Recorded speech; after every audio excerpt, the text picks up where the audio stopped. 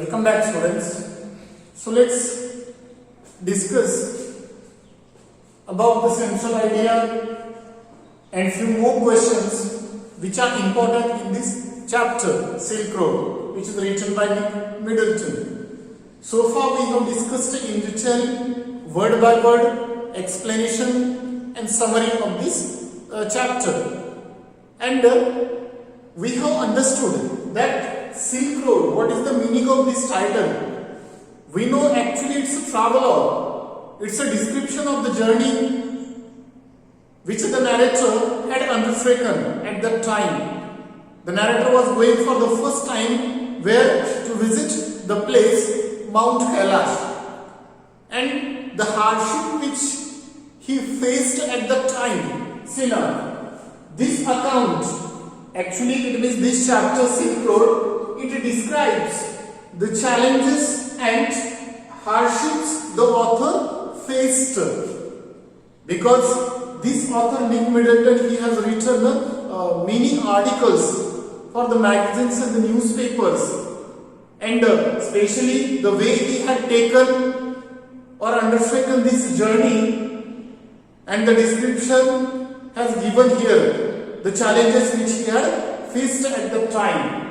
So this is what an account is given by the narrator in this chapter.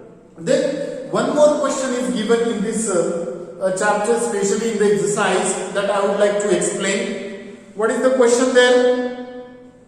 The question here, it is given in our exercise that the author thought his positive thinking strategy worked well after all. At the end of this lesson, this chapter, this statement, it is given that the author, the narrator, thought his positive thinking strategy worked well after all. It means, what does it mean by this statement? We know when we explain this statement, that time we can explain in this way. The narrator or the author Nick Middleton, that he was disappointed with Darshan the place.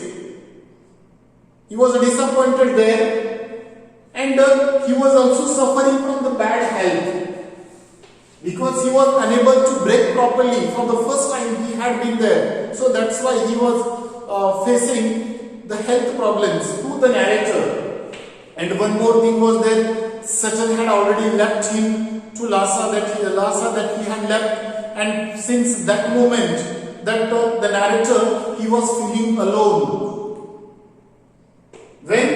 Since that moment Satan had left him, that he was feeling lonely, the narrator, at that place, that is Darshan, because he didn't know that what is next, whether to go ahead or not, whether everything is clear, whether the track or the route is clear, or it is clear, or it is covered by the snow. He didn't have any idea.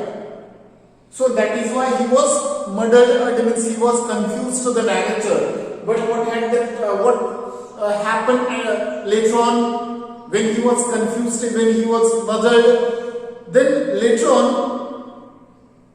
he met Norbu. Who is this Norbu character? He is a Tibetan. Norbu, a Tibetan, but working at Beijing.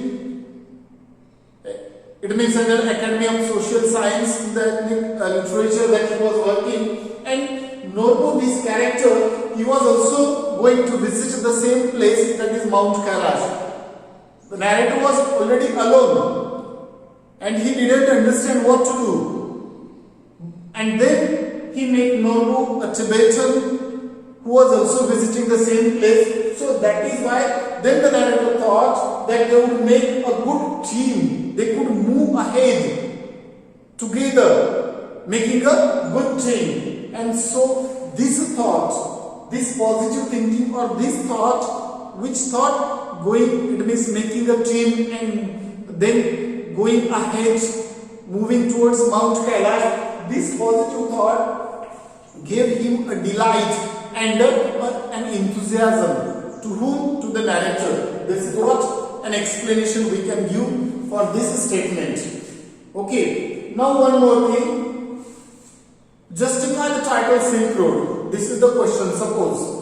So how will you justify then the title Silk Road? Do you think is it an apt title or the suitable one? Yes, it is an apt title or the suitable here. How? What is the meaning of this Silk Road?